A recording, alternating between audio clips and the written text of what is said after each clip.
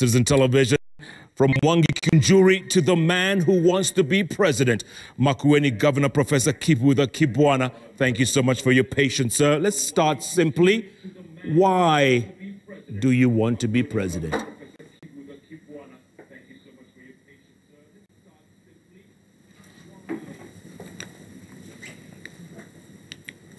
Professor, can you hear me? Professor, it's Jeff. Can you hear me? Yes, I can hear you. Okay, my first question is very simple. Yes, I can hear you. Why do you want to be president? Jeff, from a while back, many Kenyans did ask if I could be their president. And basically, they were looking at some of our recent history in Makueni, in this era of revolution, some of the things that we had done. But before that, I was a part of the initiative to help our country have a new constitution from the 80s and the 90s.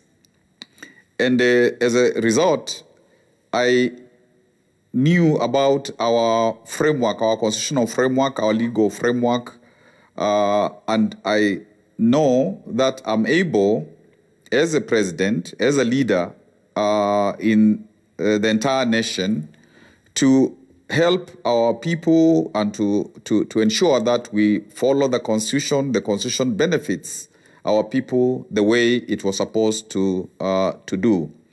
And you remember there was some movement of Apende Asipende, and because of what people were saying, because of what they thought we had done in Makueni, because of our history in constitution making, I thought that I really should heed to the call of our people, because I think for them, they were saying that they want a different kind of leadership. And that is why recently I was able to say I am available, because I used the metaphor of Wanjiku, that is the Kenyan citizen, to accept that if it is their wish, as I think it is, then I will be able to be a candidate going forward, okay, particularly 2022. So you think you're ready? Is that what you're saying? Basically, you're ready to serve now?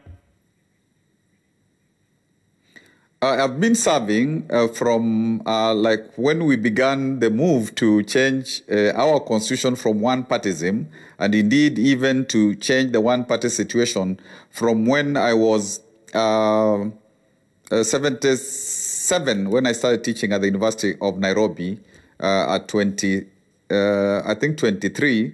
From all that time throughout the period of making our constitution, that seed of leadership was in me. And indeed, even in the 90s, I was touted as a compromise presidential candidate when the opposition was not able to say who would be a single candidate. And that also happened for, I think, Wangari Maathai, for William Mutunga, for Mutava Musyimi. But by that time, I said my interest was just to make sure that I participated in constitution making.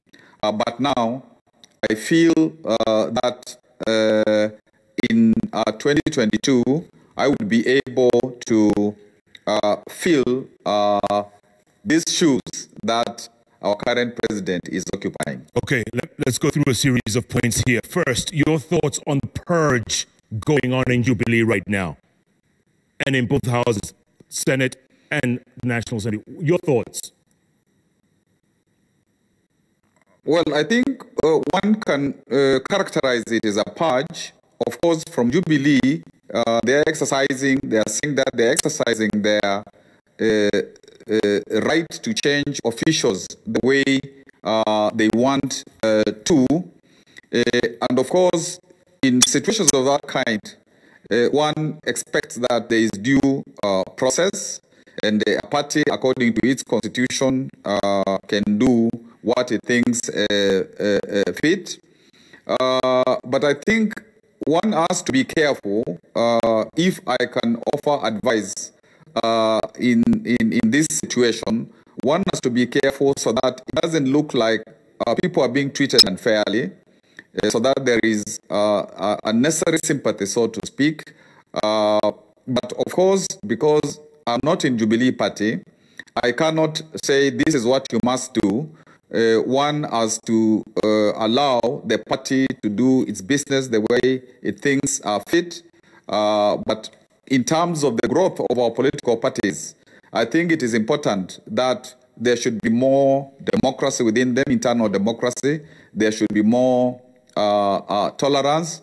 There should be working together for all those concerned so that we can grow parties that go into the future and are able to ensure that our democracy continues and the parties go beyond one electoral season so that at some point in our history we have like 3 dominant parties or so, and that way the parties become an instrument of helping us to entrench our democracy, because parties are very, very important organs of entrenching democracy, particularly if they are issue-based. Yeah, Professor, let me ask you this. I mean, it doesn't take a rocket scientist to tell you that Jubilee is trying to rack up the numbers so that when, not if, when the referendum happens, they will have the numbers. Isn't it obvious? Well, I think that can be the strategy of a political party. And of course, one would expect that if you want a lot of numbers, then you don't make some of the people depart from the house. But of course, there are 2 ways of changing the constitution. One way of changing the constitution is to ensure that you have a majority in parliament, which is 2/3, particularly if the aspects of the constitution that you want to change are aspects which are not in Article 255 or they are not referendum issues.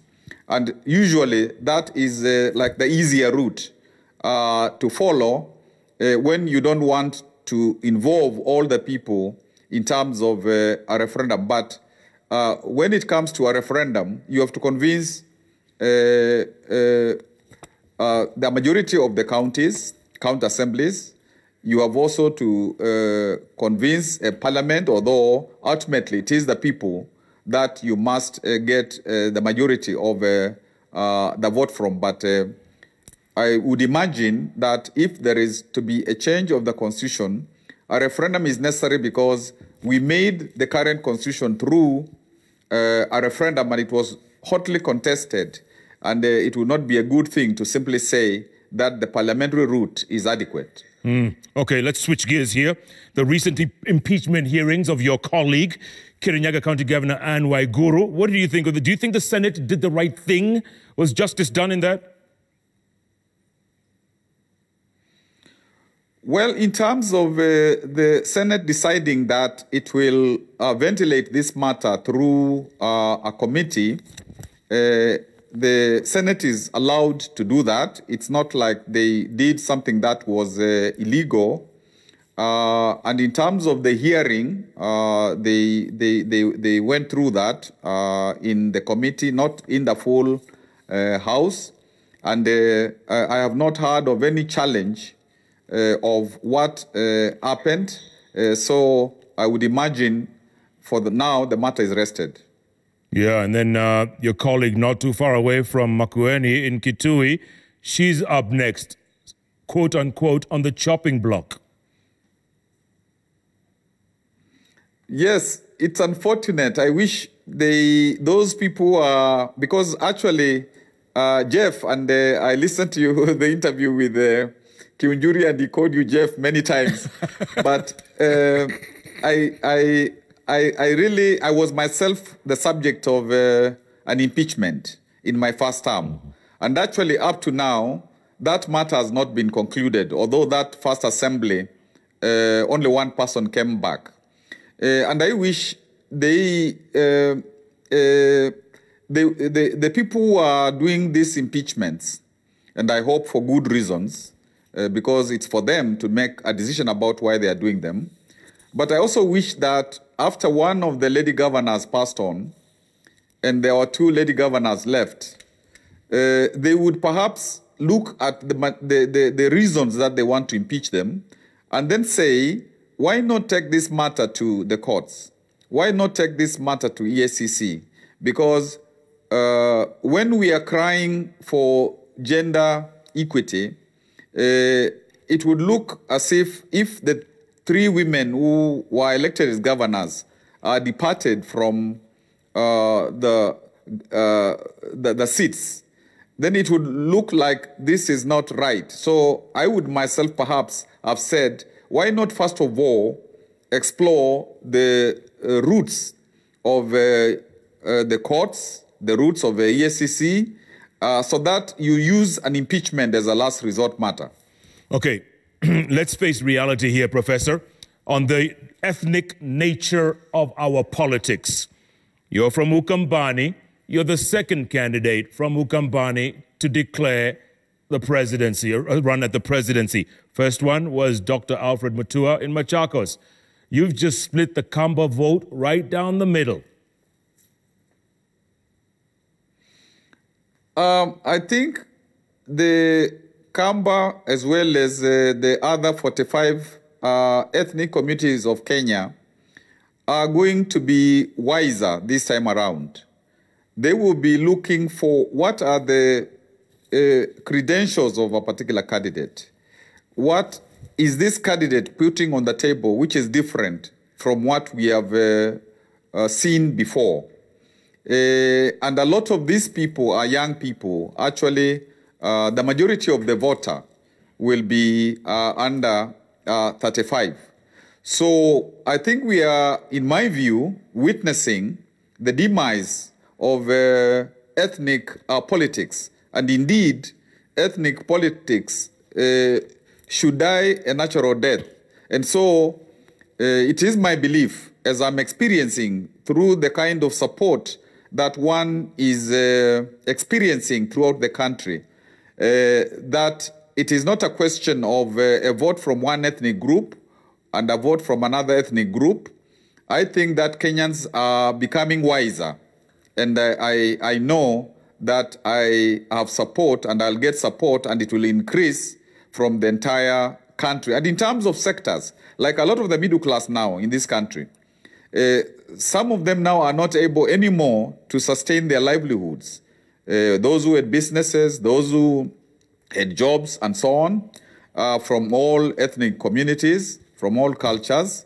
The youth generally also, they are in a very, very, very hard place.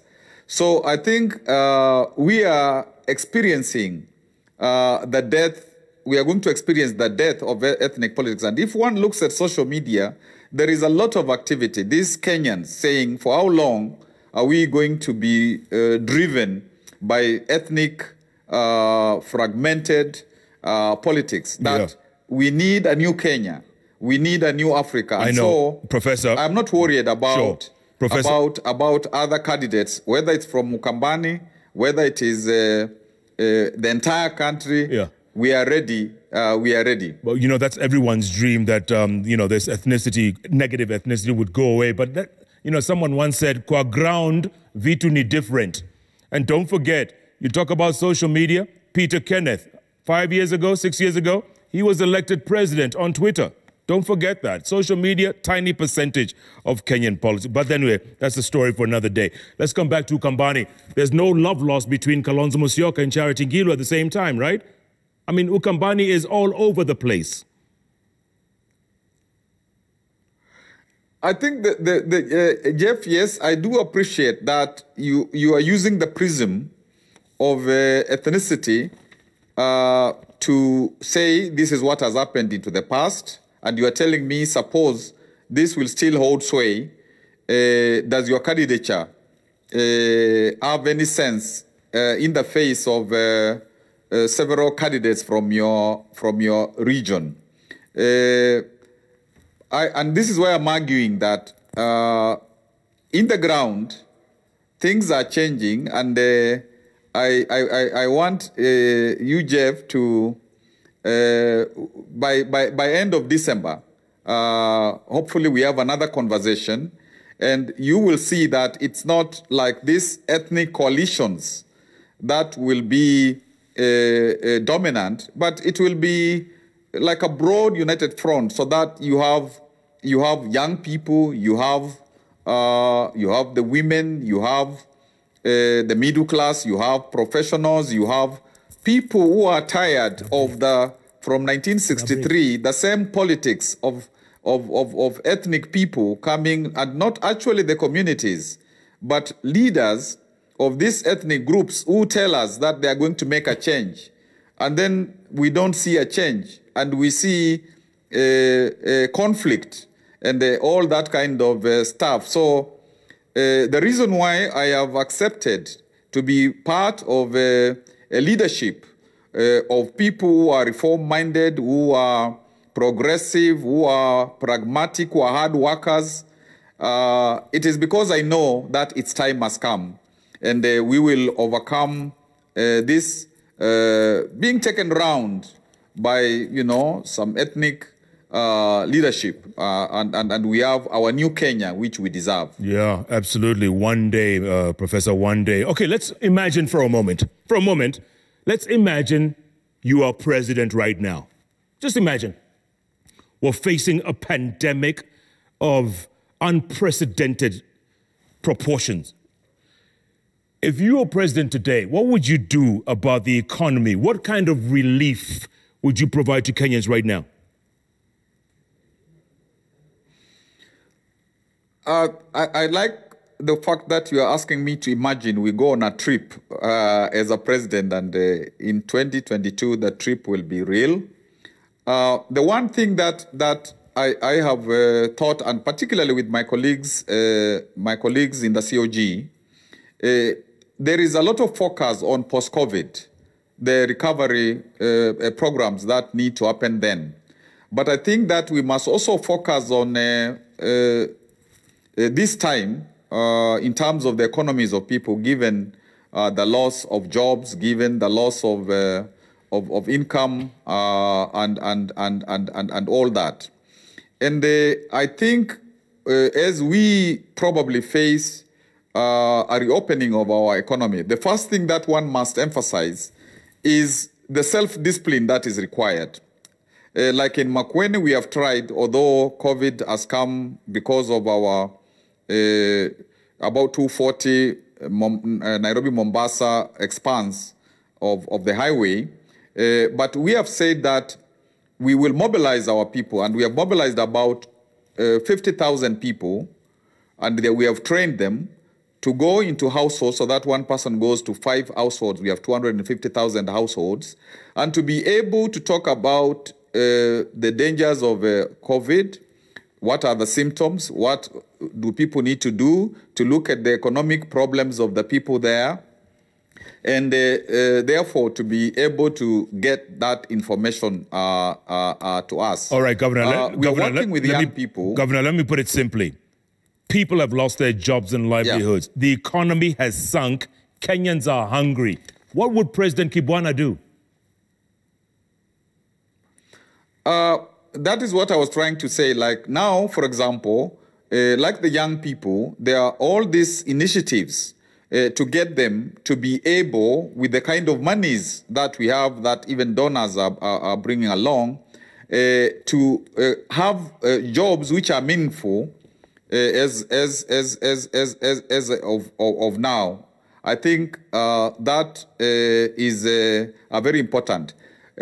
Most of the people who are at the bottom of the economy, like the hawkers, the small business people, I think that those people we need to make some of the, for example, like in Nakuru, where Governor Lee is doing experimental work to actually have markets going on, so that there is the opening of markets, but with discipline. That is one thing that we would be able, which should be done. This question of financial inclusion, so that from some of the money that we get, some of the money that we have, and some of the money that I would imagine as now the president I would have, I would focus on also making, like the loans, making capital affordable to people as they get into their businesses again. That is one important thing that one would do to assist in this particular issue. Okay, let me ask you a simpler question, Governor. We have been on a lockdown for the longest time. You know that, okay? The lockdown ends on the 6th of July. That's Monday. And the president has to make a decision whether to reopen up the country. Today, we had the highest numbers of COVID-19 tested positive, 307 in one day. You have seen what's been happening around the world, especially the US. They've opened up states a little too early. Numbers have spiked through the roof. Coming back to Kenya, if it was President Kibwana on the 6th of July, would you open up? Would you open up flights? Would you open up the economy, lift the blockade? Would you do that? No, I think it is not prudent to open up the country at one go. And this is why there is talk, not only in Kenya, but elsewhere, of progressive opening of the society, not just the economy alone. And for example, if one was to say that we open up the schools, those who are doing exams to come first, like standard 8, form 4, and of course universities, because there are mature people there and they can do social distance and so on. One gets into the faith sector. And again, one talking with the faith people, and I hope by that time we will have established the necessary protocol so that again there can be the gradual return of worship. Again, when it comes to like the hotels, there is the protocol that is necessary so that again people keep safe. The problem is if you keep on closing the economy and the society, you will make life miserable for people. If you open up rapidly, like has happened abroad, they opened up rapidly and they closed again, then you will have many fatalities and you have a health burden that you may not be able. So I think President Kibwana, or even now our president until 2022, he would be guided by experts who tell him in the health sector, these are the dangers. Experts in the economy, these are the dangers. But I have this feeling that you can't simply say we will shut down without doing necessary things to activate parts of the economy so that people have livelihood and people have health. But one issue that I would tell Kenyans in this situation you're putting me where I am a president even now, I would tell them that discipline, our discipline is essential, our self-discipline is essential. All those things that we have been told to do, if we don't do them and there is a rapid opening, then we will suffer. That I would emphasize, and it's my plea to us as Kenyans that we should really follow what we are being told so that we are safer. And then as the economy opens gradually, the society opens gradually, as we work towards immunization. Okay. Later, of course, when that is practical, happens, then we are safer. Okay, let's come back. Since you haven't said anything new, let me ask you a simpler question. Would President Kibwana lift the present curfew from 9 p.m. to 4 a.m.? Would you lift it or push it back to where it was before, 7 p.m. to 5 a.m.? Of course, some of these questions, Jeff, cannot be answered without the benefit of advice from those institutions currently which have been mandated to offer advice on the basis of data. Like when it comes to curfew, data in terms of what have we benefited from the curfew. and why is it necessary to continue with it. I know for a fact that during the evening, people get involved a lot in quote entertainment, like in the bars and so on. And when you open, of course, when you open now, you say there's no more curfew. There's a temptation of people to engage in such activities. Okay. Those who do. So far, and as a result, there will be more fatalities. Yeah. So far, President Kibwana has the not... answer to that. You haven't answered it. If I was told that that now it is safe, we can do this, because of course people don't do a lot of work during the evenings. It is during the day that they require more time, and therefore more opening, gradual opening of the economy. I would myself say, if I'm advised that it is now safer to withdraw the curfew, then I would do that. Okay, finally, thank you for that answer. Let me ask you another one. President Kibwana, bars, nightclubs remain closed, or would you open them? The nightclubs? And the bars. The what, sorry? Yes, the nightclubs and the bars. The nightclubs and the bars. I don't really personally think they are a priority before we control COVID significantly. Eateries, yes. I would say that eateries, hotels where people go and have food, have conferences and so on. But the nightclubs, I would say that that is something that can be postponed. We can do without that kind of leisure for a while. Because unfortunately, when people get involved in a bit of drink, some people do forget to be careful.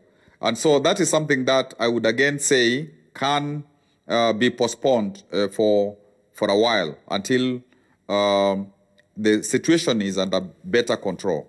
Okay, that's 2 questions answered. Here's one more for you.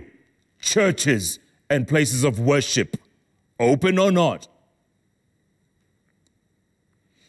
Currently, I am aware that there is a group of religious leaders, an interfaith group, that has been asked to come up with protocols. I would look at those and I would engage in discussion so that, again, when places of worship are opened in a gradual way, it is clear that there would be no imminent danger. But I think that we have stayed for a while without worship in the churches, the mosques, the temples, and so on. So that is something that I would look at, and I would say, but give me the protocols, let us discuss, let us form consensus. And I'm hoping that the real president, when he gets that, he gets those protocols and what they think, and with the input from also Cabinet, Matiang and Kagwe, then there would be a way where there's some gradual opening of that space. Yeah, Governor, you're playing it very safe here. You know that. You're playing it you're playing both sides. You can't be that as president. Well, because I know that there is a committee, and by the way, tomorrow I'll be part of sitting down with that committee of the interreligious faith. One must listen to the leadership so that one doesn't make a unilateral decision. Yeah. Speaking of committees, today you were in front of the Senate Audit Committee and you were grilled all day till 4:30. Is that correct? From 10:30 to about 4. Yeah. With a break of 20 minutes. Yeah. And you were grilled. You were taken through the griller, weren't you?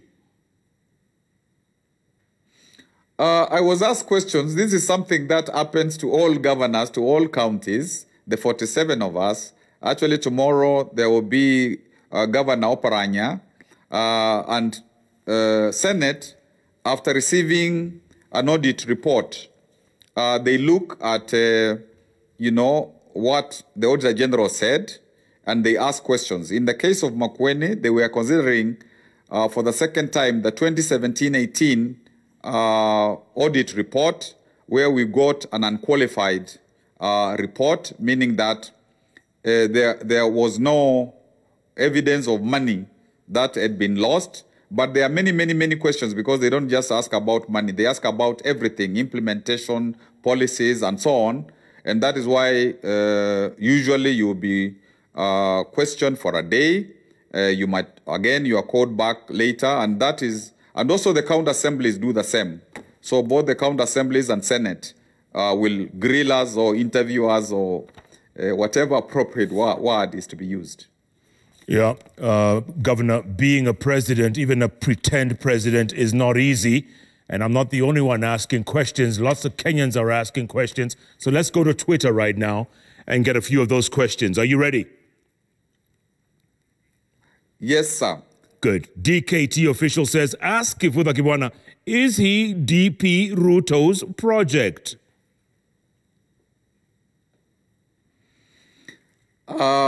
I am Wanjiku's project.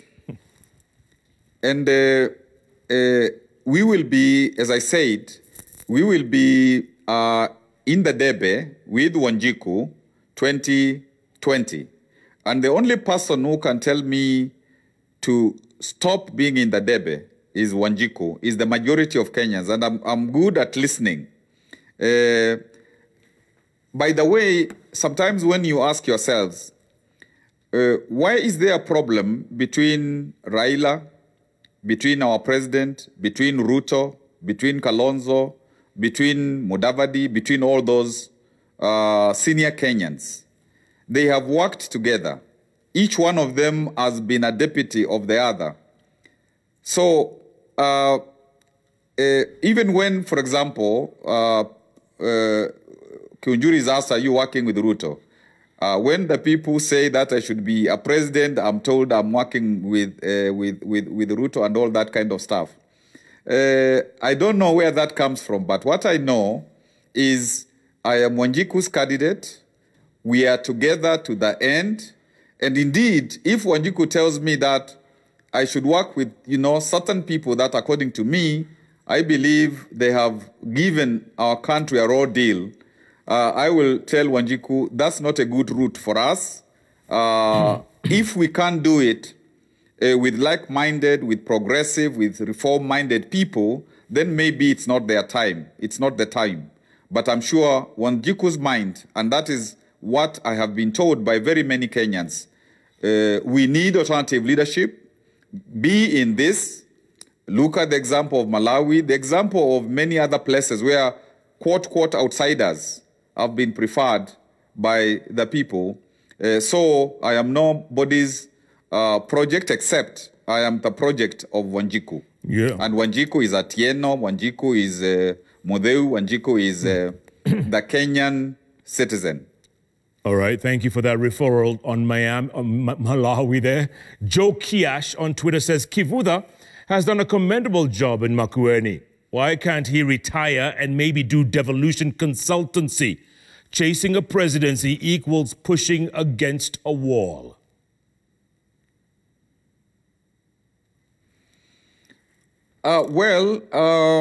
If you do a good job, you should be promoted. You don't retire. And if your people, in terms of a lot of Kenyan people, a lot of our citizens, from all walks of life, from all areas of our country, if they ask that they still need you to continue working for them, I don't think that one should refuse. Jeff, just imagine, for example, our economy. Although we say we are 5.65%, 6%, that economy in terms of growth, apart from now the COVID time, that economy is owned by actually a minority of the people. When you come to the kind of opportunities that the majority of our people have, like whether it is in employment, it is the jobs and entrepreneurship, if it is in like health services, if it is like in accessing land so that they can do the agriculture, they can do all those things. If it is accessing capital so that they can be in, business and so on, you find that they are disenfranchised. So after we came up with the constitution, and therefore one can say we had political liberation. This is now the time for economic liberation. And this is the time to democratize the economy. And this is why I am saying that as somebody who understands that the majority should be also part of the economy, and we do away with what I think was being talked about in the news about cartels. We do away with the cartel economies where people actually, like whether it is in agriculture, like the coffees, like all those, the ordinary farmer doesn't get the money. The money is, some people are in the middle, get the money. Even there are people who are able to manipulate policies so that they become policypreneurs, not just entrepreneurs. So you see, that's the difference of my candidature and these candidatures, which are also on the table. And that is why I believe I will be a worthy successor to President Uhuru Kenyatta. Okay, Stanley, so Paul is asking, how will Governor Kibwana manage to win nationally if he failed to convince his constituents to give him a second term in Parliament? Plus, if it were not for the collaboration with Wiper in 2017, he would not make it back as a governor. During the first term, I won through a party called Muungano. And I built a constituency both in Makueni and nationally, so that I didn't really, I could have, been governor again through Muungano. But because of the NASA idea, because of then going to support both Raila and Kalonzo and Mudavadi and Weta, I took that route. Currently, I don't really need, for example, Wiper, although legally, I mean, Wiper to vie for the presidency. And apart from Muungano, apart from reform-minded parties, which are there, and there are many, many parties, we are thinking of a movement of even many political parties that are reform-minded, of people who do work. And there are people who, do work both in government, outside government. People who do real work, who have been, unacknowledged sometimes.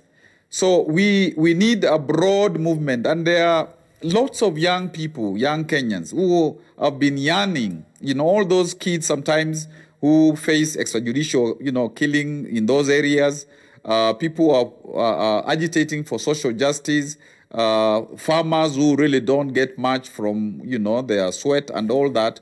So I think I don't want to be imprisoned in the past, that I have to go through Wiper or because there is a tribal stuff. And even now, when opinion polls will be undertaken, it will be clear that increasingly we have support from many parts of our country, and we already, are serious candidate. What party would you run on, Governor? What party would you run on? I said that there are very many parties. In actual fact, very many parties. I've said that which we share. They are, it's a broad front. You're giving me answers like a professor. Will come together. Governor, you give me answers like a professor. Give me straight answers. You're beating around the bush. But Jeff, this is a straight answer. That we are putting together a formidable alliance of broad, minded people of, and not just political parties. We are looking at the labor movement. We are looking at the farmers, association. We are looking at business. People want to do clean business. We are looking at something different, and indeed. Even the parties that we are putting together, and of course, eventually one must use one, but in that coalition, even those ones, we want to redefine what a political party is. Okay. Because a party must have membership.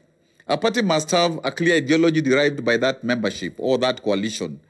A party should have elected leadership. A party should be a true party, and this is what is happening, and it is going to be manifest. So I cannot now say, it is this particular one or that particular one, because there are many, and they're asking us, let us come together. Let us, just like how NASA came into being, how CORD came into being, how Ford came into being. But like when we supported Kibaki, whom I'm really very proud of, and we worked together with him, even the current president was there and so on. When we worked with Kibaki, we supported him, even as civil society, because we thought that he was different from many of the then politicians. So we are building something big, and we are building an earthquake, and we are coming. All right, Governor, without giving me a professorial answer, what is your personal philosophy and your political ideology? Please don't give me a thesis. Of course, it's good to, as a person, to have a personal philosophy as well as an ideology and all that. But of course, we will be building something that is corporate, so that it is not built by Kibwana alone, and we will crowdsource. We will bring all these ideas, all these tendencies, all these possibilities together. But personally, and I keep on emphasizing this, for me, this devolution, where you make sure that there is equality of opportunity, particularly that opportunity, and I try to talk about that opportunity in terms of, if it is, for example, education. We don't want a situation where some of the kids go to abroad, go to elite schools and all that, and we have an educational system where we don't, people cannot easily have an equitable education so that they can progress. Same as health. Sometimes I say to myself, why not even go to hospital in Makueni? Why not even have an operation in Makueni, which has happened to me on occasion. So it is like getting this Ubuntu philosophy, this philosophy of each individual deserves attention. I don't think that I should just promote an elite, but we say, how can we together in Kenya, on Kenya, build Kenya together, the continent. Even these ethnic groups that we have, there is no problem about the culture, emphasizing the culture of a particular group, its language and so on, that diversity. But not to say that we are going to the negative ethnicity of I am partial here and that kind of stuff. But the basic thing, like if you were to take Arambe, we pull together. If you were to take Nyerere Ujamaa, if you were to kind of say this is the Ubuntu concept where as a people, we say, let's really pull together. Let's really mind each one of us. Let us look at sectors like this youth sector. We have our youth prioritized. Let us say our women, the male and the female, there must be equality, whether it is in the constitution, the representation, and so on. So we are looking for an inclusive society where people will feel that they are part of this particular society, and really that's why I'm excited that a lot of people from these sectors are saying, whether we are middle class, whether we are doing well, but we do business, if it's at the top level, we do clean business, We don't do those cartels, and of course, this is something that, as I'm saying, as Kibwana, but this is something that we are going to do together, and we will develop all these ideas together, because we'll develop the vision together, the ideology together, whatever input I have as a person, as I've indicated, the parties together, the movement, actually a movement for Kenya. Okay. Governor, there's so much wishful thinking in what you're saying. So much. I mean, I once told you, you're a nice guy. You seem like a nice guy. Nice guys finish last. Well, yes. Well, nice is sometimes a good word and not a good word. You know, Jeff, many people, when we began to ask for the Kenyan constitution, in Ufungamano, in Uhuru Park, in NCC, people said, you look like a weakling of a professor, of a lecturer those days. This thing that you're trying to be part of, and indeed even become the spokesperson of such a movement, which was able to help our country actually get the 2010 constitution. That is not, people who get involved in that, those are not weak people. Those are not just nice people. In my community, my cultural community, they say that there is a wire in somebody. They say mukunzuwenda, there is a wire in somebody. So that when you have to stand, you stand, and you are counted. You know, people say you are too soft, how can you be a president? I don't want to be a strong man president who terrorizes people. I want to be somebody who we shall journey together. We will say that this is the right thing to do. And of course, you have one as their suggestions. And when we say like we did, we say that we deserve a constitution, a new constitution. We deserve a new Kenya. Okay. I was there to be counted, and for going forward, I'm going to be there to be counted, and we are going to say that this is different. This is not just people making a coalition on ethnic basis. That's history. That's what Africa must move away from. Okay, put on your presidential hat once again, and I'm looking at July 6th, 5 days away. Tick-tock, tick-tock. To lift or not to lift restrictions? Quick answer. Quick answer is, according to the information that the president has, it is important to open up, because people have stayed too much without economic engagement, without spiritual engagement, without educational engagement. But it's a question of making sure that the opening is not so broad that the gains, the gains that we have had are lost. So that would be what I would suggest and what I would do. All right. If final to make that decision. Final question.